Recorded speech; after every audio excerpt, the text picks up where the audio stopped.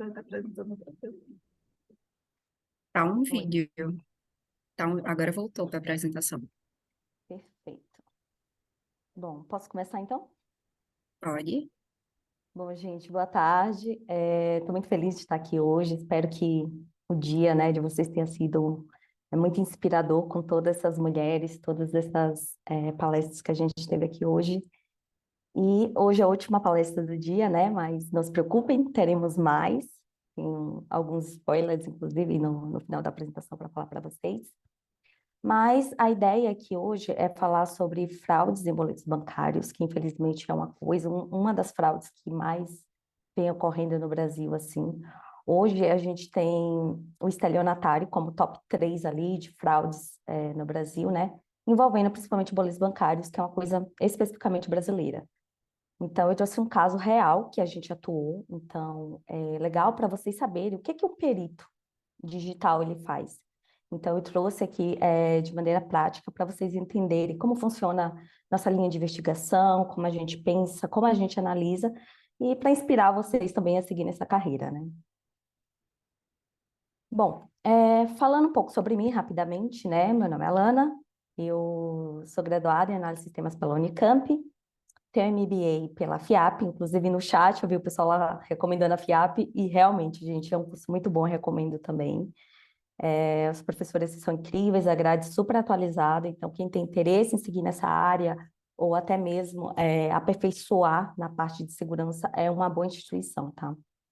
Além disso, eu fiz também computação forense, perícia digital no IPOG, e perícia judicial e documentoscopia pela FTA. Bom, minha carreira desde sempre, assim, em segurança da informação, já atuei em algumas empresas privadas na parte de segurança, e hoje atuo como consultora de segurança de informação aqui na Tempest. E nas minhas horas vagas eu auxilio a justiça, né, como perita digital judicial em alguns casos cíveis.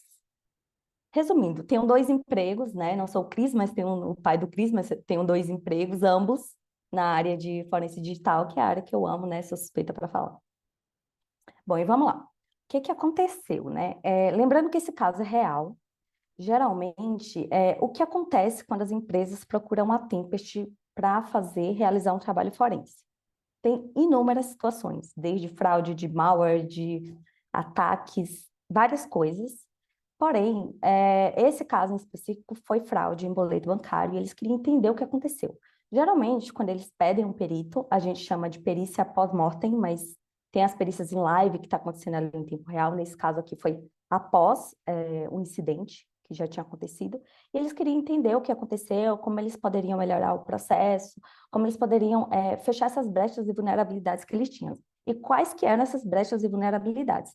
Então, é um trabalho muito investigativo. Todos os casos que a gente atua vai muito nessa linha de investigação. Então, assim, sou suspeita para falar, gente, mas é muito legal e vocês vão entender o que eu estou falando melhor aqui na prática. Bom, sem mais delongas, né? O que aconteceu? Essa empresa, né? Eu coloquei com o nome Acme, é um caso real, porém a gente ocultou aqui os dados reais da empresa e os nomes reais, obviamente, né? Só para vocês terem um contexto da situação. Então, essa empresa, ela recebia mensalmente de seus fornecedores alguns boletos para pagamento. Então, a empresa Acme tinha um contrato com o fornecedor X, fornecia alguns serviços, né, esse fornecedor, e todo mês ele mandava o boleto para a secretária. Era sempre assim o processo. Todo mês a secretária recebia esses boletos no e-mail dela, conferia ali as informações, o valor, data de pagamento, tudo ok, dava baixa, enviava para o banco, para o setor financeiro da empresa deles.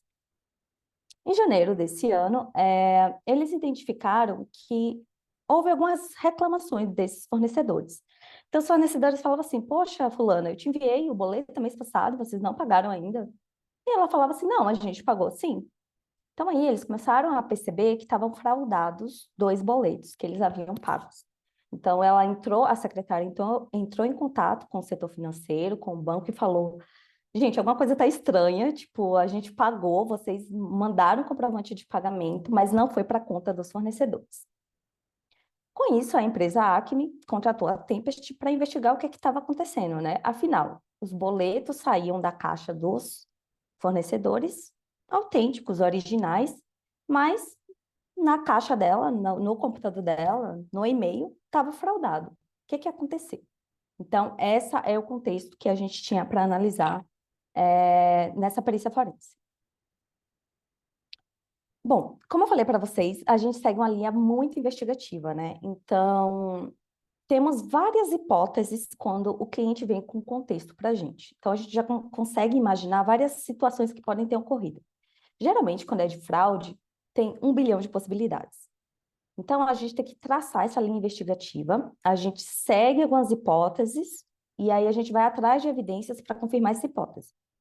Nesse caso, a gente estava achando que os boletos estavam sendo fraudados, interceptados no meio do caminho. Então, a gente pensou, provavelmente, quando o fornecedor envia esse boleto, ele é interceptado, alterado no meio do caminho, e quando a secretária recebe, já recebe alterado. Essa era a nossa hipótese mais provável. Só que, a partir do momento que a gente vai aprofundando as análises, a gente vê que vai levando para outros caminhos, então a gente tem que refazer toda a linha de pensamento e de hipótese. Bom, mas a ideia principal era, vamos fazer a análise forense no dispositivo dela, a gente faz a cópia, faz a imagem, a coleta das evidências para ver se tem malware, a gente identifica, faz a engenharia reversa desse malware, então a gente consegue identificar tudo que esse malware estava fazendo, se ele tinha alguma relação com alteração de boletos, a gente consegue olhar as strings, o nível de entropia dele, é um pouco complexo, assim, para falar em poucos minutos sobre isso, mas a gente faz uma análise aprofundada no dispositivo. Depois a gente faz também análise nos e-mails que foram trocados entre as partes e, obviamente, análise nos boletos, né? Então, vou mostrar para vocês como que funciona mais ou menos a análise nesses boletos. Esse é o boleto 1, enviado pelo fornecedor A para a secretária. Então, o que é que a gente pode ver aqui? De cara, a gente já consegue ver que esse boleto está fraudado. Bom, para mim, que eu sou perita, tá fácil, mas para uma pessoa leiga, talvez não tanto, né? Então, o que acontece? Hoje, o boleto, as informações mais importantes de um boleto são a linha digitável, que são de 47 a 48 dígitos, geralmente, que são todos esses números aqui, e o código de barras, que fica aqui embaixo para pagamento. As duas servem para você realizar um pagamento no banco. É tanto que a gente paga, né, conta pelo aplicativo, pelo QR Code ou pelo código de barras, ou digitando esses 48 dígitos, né? São as partes mais importantes. Aqui tem o corpo, né, do boleto, com todas essas informações, e o Bacen, ele define algumas regras para os bancos. Então, por exemplo, ele fala assim, olha, banco, você tem que seguir essas regras para oferecer boletos pagáveis no seu banco. Então, por exemplo, as regras obrigatórias são: os 3 primeiros dígitos aqui, sempre, sempre, sempre, vai ser do banco. Por exemplo, 341 é o código do Banco Itaú. O 204, se eu não me engano, é da Caixa. Então, cada banco tem 3 dígitos identificadores, é como se fosse o ID deles, né? Os últimos campos, os últimos códigos aqui, dígitos, são reservados para o valor do boleto. No caso aqui é R$ 908. E os outros dígitos tá meio que livre. O banco faz o que quer e aí não tem... É complicado porque não tem uma padronização disso. Por exemplo, as únicas coisas que realmente o Bacen define os 3 dígitos, é obrigatório ter logo no começo do seu boleto seu ID, os últimos dígitos do valor bancário, você tem que ter 5 campos. Então, aqui, por exemplo, cada campo aqui tem 5 campos em todos os boletos, tá? Isso é uma regra do Bacen. Então, o que separa aqui os campos são esse espaço, né? Então, aí, só são essas regras que são definidas pelo Bacen. O restante aqui dos números, banco, você que pode fazer do jeito que você quiser e a gente que lute para descobrir o que é que cada banco fez em relação aos boletos deles, né? Por exemplo, aqui no terceiro campo, então aqui, o primeiro campo, tem um espacinho, segundo campo, terceiro campo. No terceiro campo aqui dos boletos do Itaú, eles colocam geralmente o código aqui da conta corrente. Geralmente também, o último dígito e o primeiro dígito são dígitos identificadores, de algumas regras lá que os bancos têm para verificar se está tudo certinho com esse boleto, enfim. Bom, é uma regra, assim, bem longa e extensa para falar tudo sobre isso em poucos minutos, né? Mas o que eu quero dizer Não é tão simples assim para uma pessoa leiga bater o olho num boleto e identificar que ele é falsificado exatamente por essa falta de padronização, tá? Então, se eu não me engano, no da Caixa, esses dígitos aqui do primeiro e do segundo campo, que eles conferem se a agência e a conta corrente do beneficiário estão corretas. Do Itaú já é no terceiro campo, do Inter não tem isso, é o número do documento. Então, assim, cada um tem sua regra. Bom, então assim, o que que a secretária fazia? Ela recebia esse boleto, ela não verificava isso, né? E ok, a gente até entende, ela recebia milhões de boletos por dia, né? Não tem como ficar verificando. E só olhava essas informações aqui. Ok, tá certo aqui a agência, o valor tá certo, ok, é isso mesmo, mandava para o setor financeiro deles para pagamento. Beleza. Bom, esse foi o primeiro caso. O segundo boleto que ela recebeu estava correto. Engraçado, só uma curiosidade também, né? Essa conta corrente aqui, 559, que provavelmente é de alguma conta laranja, eles usam esse modus operandi para fraudes, né? Eles usam contas bancárias de laranja. Decorem essa conta, 559, que a gente vai falar um pouco sobre ela mais tarde. Beleza, mas voltando para o boleto 2 do fornecedor B. Outro fornecedor, outro boleto. Também do Itaú, né? As mesmas regras.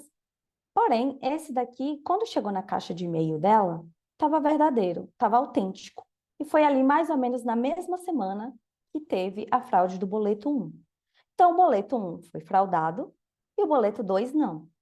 E a gente falou, como pode, né? O que acontece aqui nesse caso? Então, gerou vários questionamentos para a gente que estava investigando, né? O primeiro, por que os boletos eles são falsificados onde? Quando sai da caixa, no trânsito do e-mail, no destino, como que esses boletos são alterados? Por que o boleto A foi fraudado e o boleto B não? Porque só alguns que são fraudados. E lembrando que o boleto A, aqui, o boleto 1, o valor dele é R$ 908. O boleto 2 é 6.700. A gente falou, nossa, mas esse bandido, ele tá bonzinho, né? Ele, né, não pegou maior valor, por quê? Tá estranho. E porque as fraudes ocorrem a cada 10 dias. Começamos a imaginar que fosse malware, a gente seguiu um pouco nessa linha, fazendo investigações da máquina, mas estava estranho exatamente por isso, porque o malware, se ele tivesse uma regra, ele pegaria todos os boletos. Por que pegou o boleto de menor valor? Estava estranho isso, né? Mas ok, vamos seguindo aqui na análise. Bom, com esse boleto verdadeiro, autêntico, a secretária, né, fez o mesmo processo de sempre. Até aqui, nesse momento, ela não sabia que estava ocorrendo uma fraude. Ela enviou aquele boleto lá, o primeiro fraudado, enviou esse daqui que estava ok, e vida que segue, né? Quando ela enviou esse boleto pro setor financeiro, eles falaram assim, fulana, esse boleto é de 2022, você pode verificar? Gente, essa foi a sorte, porque assim, com isso aqui que a gente conseguiu definir como funcionava mais ou menos os questionamentos que a gente tinha. A gente conseguiu responder os questionamentos por causa desse e-mail aqui. Então, quando o setor financeiro voltou essa pergunta para ela com o boleto original, ele chegou na caixa dela fraudado. Então, ele saiu primeiramente da caixa dela autêntico e voltou fraudado. E aí a gente conseguiu responder uma questão, um daqueles questionamentos que a gente tinha. O boleto está sendo fraudado na hora que chega na caixa da secretária. Então, está sendo falsificado no destino. Então, um dos questionamentos a gente já tinha. Então, estamos chegando perto, né? Vamos continuar a análise para entender mais o que está acontecendo. Na hora que a gente compara os dois boletos, o primeiro que saiu ali original, autêntico, e o segundo que já voltou fraudado, a gente consegue identificar que as únicas coisas que foram alteradas foram o código de barras. Se vocês olharem aqui, não sei se vai dar para ver, mas aqui no original termina praticamente no P aqui, o código de barras. E aqui termina antes, né? Ele é menorzinho, esse código de base ele é menor, ele termina no J. E as linhas digitáveis também aqui, obviamente, estão bem diferentes, exceto o começo e o final, que é o valor ali, né, do boleto, e o 341, que é o código do Itaú. Mas o resto estão totalmente diferentes. Inclusive, lembram daquele 559 que eu falei lá para vocês?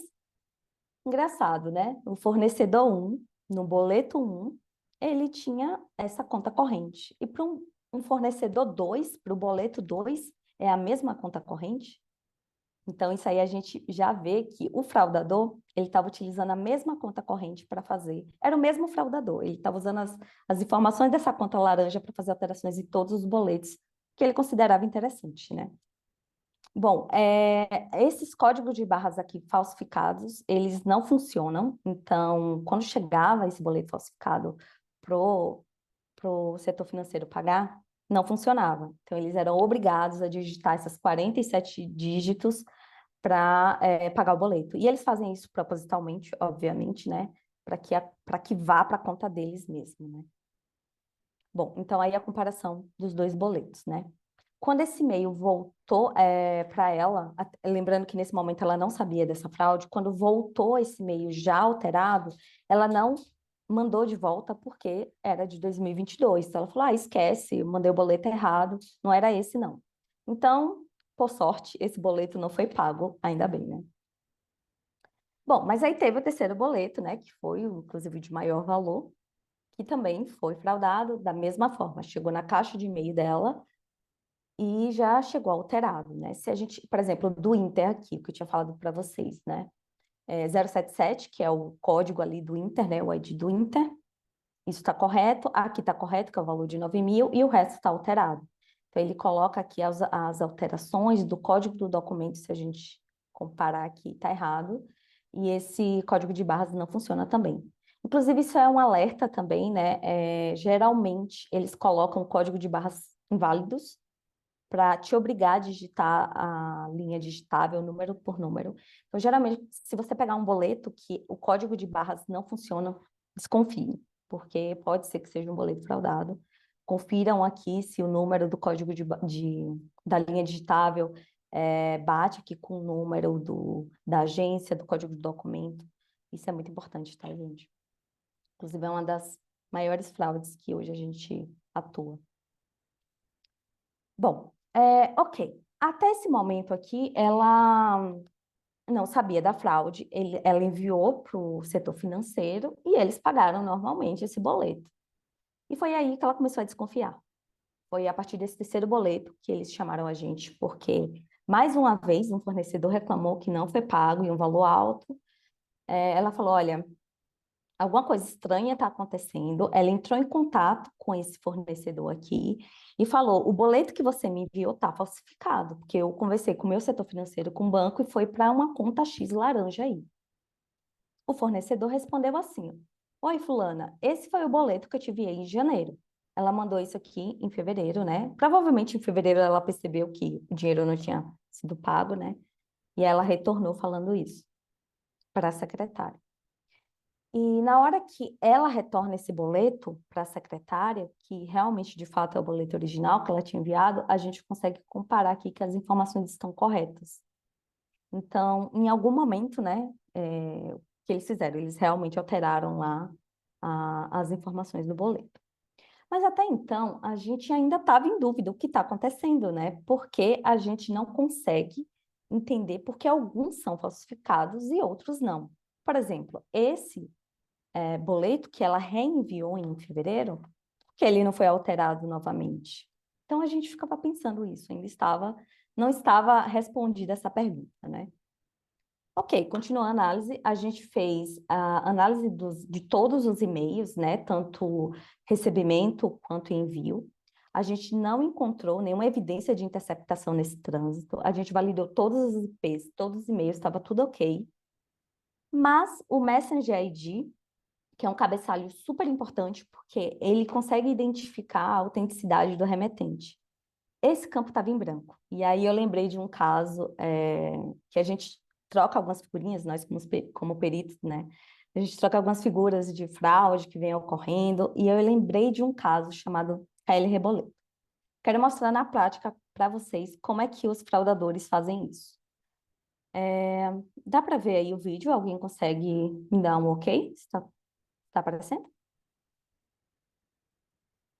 Sim, tá mostrando sim, Alana. Ok.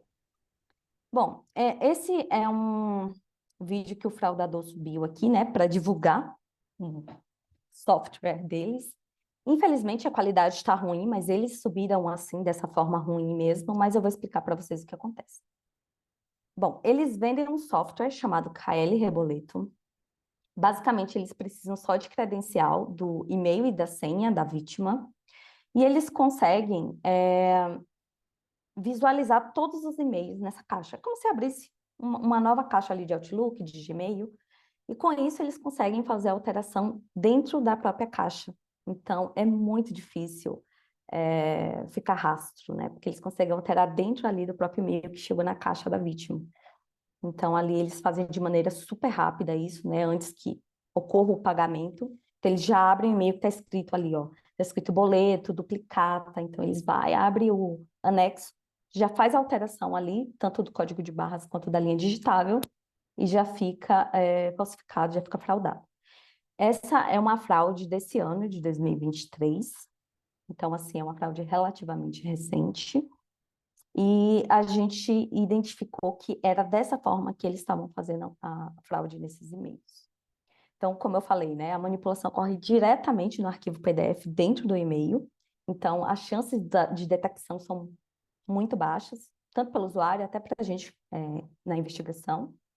E esse software deles, eles conseguem monitorar palavras-chave como boleto, duplicata, segue documento de pagamento. Então, com essas palavras-chave, eles conseguem identificar e escolher qual que eles querem, né? Aqui é um grupo, né, no Facebook que eu encontrei de um dos fraudadores vendendo, assim, de forma livre, né, na cara de pau mesmo. Ele fala aqui, né? KL Reboleto, 2023, sistema de interceptação de boleto, permite alterar dentro da caixa de e-mail da vítima, sistema puxando saldo do boleto e data de vencimento, busca palavra-chave, e eles ainda levam a VPN. Nossa, eles estão aqui, né? Realmente oferecendo um serviço completo, tudo isso por R$ 450. Bom, para o fraudador, né, que ele conseguiu alterar um boleto de 9 mil, ele saiu bastante no lucro. Então, assim, gente, para vocês verem, a pessoa não precisa ter um conhecimento gigante. Geralmente a gente pensa que um fraudador, é um hacker, ele invadiu meu sistema, ele, nossa, ferrou minha vida. Mas não, é um cara que, às vezes, né, ele compra esse software por R$ 450, ele tem suas credenciais vazadas, e é isso, tipo, ele consegue alterar lá uma coisa muito simples de se fazer, né? Não precisa ter um conhecimento absurdo em computação para isso, né? Bom, com isso, nossos questionamentos ficaram respondidos, né? Porque ele altera alguns boletos e outros não. Provavelmente porque, geralmente, esses fraudadores, quando eles têm esse software, eles ficam monitorando várias caixas até para ver quais que são os mais rentáveis para eles, né?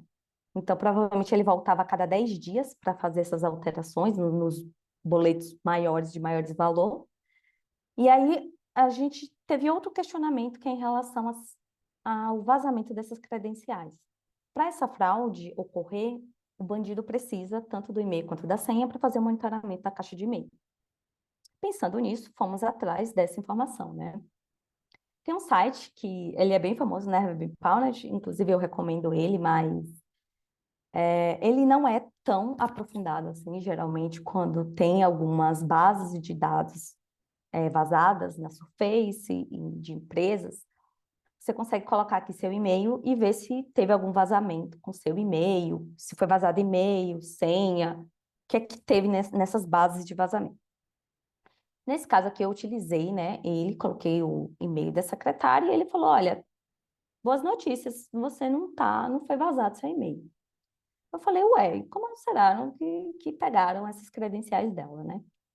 Só que assim, eu estou numa empresa multidisciplinar de segurança da informação, então eu tenho o contato aqui dos meninos de Threat Intelligence. Eles buscam, né, vazamentos em Deep Web, Combolist, fóruns, tudo eles conseguem monitorar e conseguem identificar vazamentos. Mandei o e-mail da secretária para eles e eles acharam um vazamento de 2019 com o e-mail dela, né, e a senha. E essa senha real tinha 6 dígitos, e esse computador que ela utilizava era fora da rede. Então, ela usava só para esses pagamentos de boleto mesmo. Então, provavelmente, não trocava a senha desde 1950, né? Desde quando ela começou a trabalhar. E vazou, e os bandidos tiveram acesso a conta dela, né? Conta de e-mail. E se ela usava essa senha em outros sistemas, em qualquer outro tipo de site, provavelmente estava ali comprometido também, né? Bom, conclusão. O que é que a gente fez em relação a esse caso? Então, a gente olhou toda a máquina dela, fez a forense da máquina, identificamos que tinham vários softwares e sistemas desatualizados, Windows 7, Outlook 2010, navegador desatualizado, não tinha antivírus. Então, assim, estava uma mina de ouro para os fraudadores. Não foi por esse caminho que eles foram, mas estava bem fácil de ser atacado, né? Quando a gente fala assim, pessoal, troquem a senha, usem sistema operacional mais novo, coloquem patch de atualização. Não é brincadeira, gente, é muito sério isso. Eu acho que posso dizer com uma certa firmeza, inclusive, que metade dos casos que a gente atua aqui hoje poderiam facilmente ser resolvidos, ou melhor, mitigados, se as pessoas seguissem o mínimo e o básico de segurança da informação, que é trocar a senha, não utilizar sistemas legados. Infelizmente, hoje a gente vê que não tem muito essa preocupação, né, com segurança da informação, infelizmente.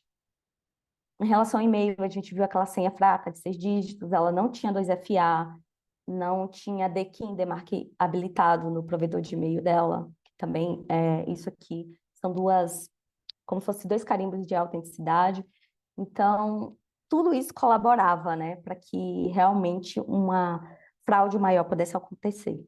Além disso, a gente detectou 56 ameaças na máquina dela, não tinha antivírus, alguns trojanos, alguns outros vírus, mas nada relacionado com as fraudes dos boletos. E detectamos o vazamento da credencial, porém não foi possível inferir, né, a origem desse vazamento. Se ela usava essa senha em vários outros sistemas, pode ter sido... Tem 1 milhão de possibilidades de como essa senha dela foi vazada, né? Bom, para aprofundar mais ainda a análise, a gente solicitou ao cliente os logs do provedor de e-mail para análise, mas eles não enviaram para a gente, eles falaram, olha, por aqui já está respondido, todas as nossas questões, a fraude cessou após a gente trocar a senha do e-mail dela, colocou uma senha mais forte, né? E aí cessou as fraudes do boleto e não prosseguimos com a análise e foi finalizada assim. De qualquer forma, a gente sempre coloca em todos os relatórios que a gente faz aqui na Tempest boas práticas e recomendações de segurança, né? Eu trouxe aqui para vocês essas boas práticas, servem para todos, né? Tanto quanto o PJ quanto o PF, né? E em relação à segurança da informação, né? Então, como eu falei, usa a senha forte, trocar essa senha a cada 3 meses. Então, isso realmente é importante. A gente não fala isso da boca para fora, é realmente importante isso. Usar 2FA, NFA, né, para você ter uma restrição a mais ali, uma proteção a mais, né, nos seus sistemas, não ficar repetindo senha em todos os sistemas que você utiliza. Configurar DKIM, DMARC no seu provedor de e-mail, com o seu provedor de e-mail, no caso. Utilizar senhas não óbvias em boletos. Eu sei que isso parece ser chato. Inclusive, um dia desses eu estava vendo no Instagram um meme falando assim, nossa, não sei porque a Claro me manda boleto com senha, sendo que quem vai querer pagar meu boleto? Algo do tipo. E eu dei risada, né? Mas assim, gente, parece, né, meio bobo, né? Mas tem o porquê deles colocarem que é exatamente evitar esse tipo de alteração nos boletos, né? Só não vai utilizar uma senha óbvia, tipo o CPF, o número de telefone, data de nascimento, porque, infelizmente, hoje, todos os dados estão vazados de todo mundo. Então, não coloque senhas óbvias. Se vocês quiserem enviar um e-mail, um boleto que seja extremamente confidencial, envie esse boleto com senha, passem essa senha por outro canal, pelo WhatsApp, liga para a pessoa e fala, olha, a senha do boleto é tal. E não uma senha óbvia, né? Porque se tiver interceptado ali, obviamente que o fraudador ele vai conseguir alterar, né? Além disso, evitem palavras-chave, tanto no corpo do e-mail quanto no assunto, né? Como boleto, duplicada, pagamento, enfim, né? Isso evita também algumas questões de interceptação e fraude de boleto. Como eu falei, a atualização de todos os sistemas, né? Inclusive, quem está utilizando o Windows 7 aí, recomendo vocês passarem para o 11, desapeguem do passado, porque hoje a Microsoft não dá mais assistência para o Windows 7, então está inseguro. Então, já atualizem seus sistemas para o 11 e se vocês tiverem outros dispositivos, outras plataformas e sistemas que estão desatualizados, a gente recomenda atualizar também, tá? Tanto na empresa quanto para a segurança pessoal de vocês. Bom, e se nada disso der certo, aciona a gente que a gente resolve, né? A gente pode ajudar vocês nesses casos. Em relação à análise, é isso. Eu trouxe só um slide bônus para falar sobre a carreira. Essa é uma das perguntas que eu mais recebo na minha vida. Eu não estou brincando. É uma das perguntas que eu mais recebo. Ai, como é que eu... Muito legal esse caso, adorei. Como eu faço para ser um perito forense também? O que é que o perito faz? Onde come? Onde trabalha? Como vivem? Gente, eu recebo muito essa pergunta. Inclusive, eu trouxe esse slide. Não sei se já perguntaram aí no chat, mas provavelmente alguém ia perguntar, então eu já trouxe. Não dá para... Sempre me perguntar, dá para fazer concurso? Como é que eu faço para atuar no TJ? Recebo muitas perguntas em relação a isso. E não dá para falar de maneira resumida em 5 minutos como trilhar essa carreira, tá? Porque a carreira de perito, ela ramifica. Dá para fazer várias coisas. Pensando nisso, daqui a um mês, no dia 24 e 25 de novembro, teremos o Tempest Academy Conference. Ele vai ser presencial em Recife, no César School, com transmissão online também. Então, quem não está em Recife pode participar online, como vocês estão participando aqui hoje. E a ideia também é incentivar o pessoal a trilhar a carreira, entender como é que funciona. Só que vai ser muito mais aprofundado. Então, eu vou ministrar um curso, né, sobre introdução à perícia forense digital, falar bastante sobre essa questão de como trilhar essa carreira, né, o que que eu faço, o que é que eu estudo, para onde eu vou, por onde eu começo. Além disso, a gente vai ter várias coisas legais. A gente tem mini cursos lá de pentest, de segurança ofensiva, threat intelligence, de IoT Cloud. Então, assim, vai ser 2 dias de puro conhecimento mesmo. É baratinho, se eu não me engano, acho que é R$ 30. Está de graça, porque o nível de conhecimento dos profissionais que vão estar lá, que vão passar, assim, absurdo. O link de inscrição é essa, as meninas vão mandar aí no chat, ou vocês podem apontar a câmera aqui para o QR Code. Recomendo que vocês se inscrevam o mais rápido possível, porque as vagas para o minicurso, elas são limitadas. E, assim, eu sou uma pessoa muito objetiva, então eu não gosto de que fique enrolando muito. A gente vai ter só 6 horas no curso, eu acho pouco, porque eu acabo me empolgando, falando bastante. Mas vai ser muito prático. Então, eu gosto ali, a gente já chega, já põe a mão na massa, para um pouquinho, estuda a teoria, volta para a prática, vocês vão aprender como fazer a forense de um dispositivo, realmente assim, como a gente atua no dia a dia mesmo, e a gente vai falar bastante sobre essa parte da trilha da carreira, tá? Então, se inscrevam aí, se vocês não estão inscritos ainda, e recomendo a todos que participem. Bom, é isso. Obrigada, gente. Espero que vocês tenham gostado, que o dia hoje tenha sido muito incrível, né? Com essas mulheres maravilhosas, muito conhecimento. Estou muito feliz de estar aqui hoje também e espero que de alguma forma a gente tenha incentivado e inspirado vocês a seguirem a carreira. Mulheres, olha, uma dica, tá? Mulheres que desejam trabalhar com investigação. A gente já nasceu, Deus nos deu algo chamado intuição. A gente já nasceu com o sensorzinho da investigação ativado. Então, não percam esse dom. Vamos trabalhar com investigação, vamos trabalhar com segurança. E é isso. Espero que vocês tenham aproveitado bastante. Muito obrigada, Alana, pela palestra, e foi incrível. A gente teve aqui algumas perguntas, eu selecionei algumas dessas, porque foram várias. Uhum. E a primeira aqui é a de Sheila. Ela pergunta: Alana, o boleto também pode ser fraudado quando pagamos pelo DDA no aplicativo do banco? Então, depende muito, é isso que eu falei. Você tem que olhar essas informações, tanto do código de barras quanto da linha digitável.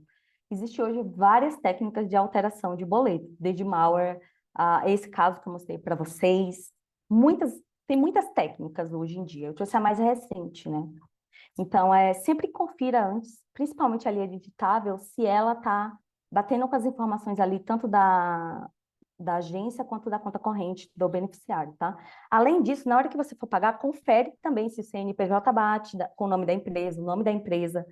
Às vezes eles colocam assim, eles mudam uma palavra. Por exemplo, Tempest, eles colocam lá, criam um CNPJ falsificado e colocam Temperd. Colocam um D no final ao invés de um T.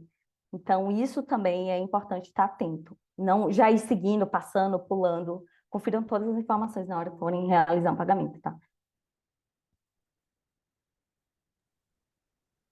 Outra pergunta aqui é sobre a questão dos boletos falsificados. Uhum. Teve um relato dizendo que a mãe dessa pessoa, infelizmente, caiu nesse golpe e pagou. Como é que pode recorrer? Se é para falar com a empresa original, qual seria o melhor caminho? Uhum. Então, gente, é um pouco complicado, né? O banco, ele, na maioria das vezes, ele coloca a responsabilidade na pessoa, né? Eu atuo em alguns casos, inclusive judiciais, sobre isso, sobre pagamento de boleto falsificado. E é uma briga, assim, com o banco, com o advogado. Na parte da justiça é melhor. A primeira coisa que eu recomendo é ir no banco. Se você não conseguir reaver esse dinheiro, entra pela justiça. Mas, assim, saiba que vai ser um processo um pouco árduo, né? Porque tem toda essa questão judicial de advogado, você tem que provar, você tem que contratar um perito, e não é barato. Então, assim, é complicado. Se o valor for muito alto, ok, vale a pena entrar na justiça. Se não, tenta rever ali com o banco o que pode fazer. Porque, infelizmente, o banco, muitas vezes, eles falam que a culpa é da própria vítima.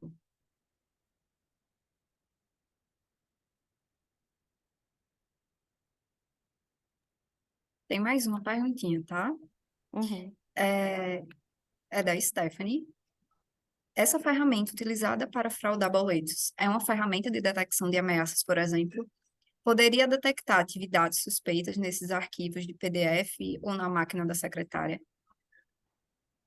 Ela fala do software do fraudador, é isso? O Kelly Reboleto? Eu acredito que sim. No caso, esse software é o software malicioso, né? Eles utilizam no computador deles, o fraudador utiliza no computador dele, com as credenciais da vítima.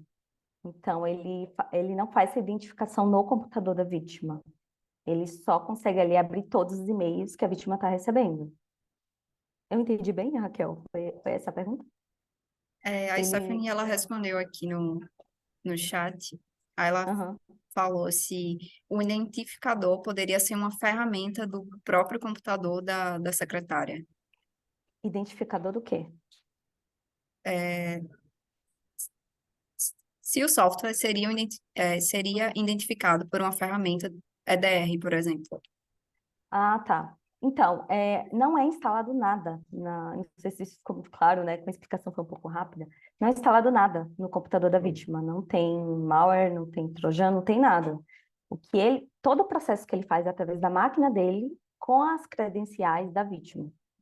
Então, não identifica realmente nada.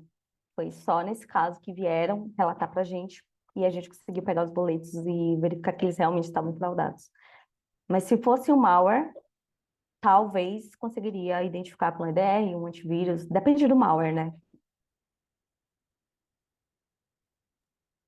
Pronto, gente. É, se vocês tiverem mais alguma dúvida, alguma coisa que ficou ainda pendente, podem perguntar a Alana aí pelo LinkedIn. Acredito que ela vai ajudar bastante vocês. E é isso. Muito obrigada, Alana, mais uma vez. Sua palestra foi incrível. Obrigada, E gente.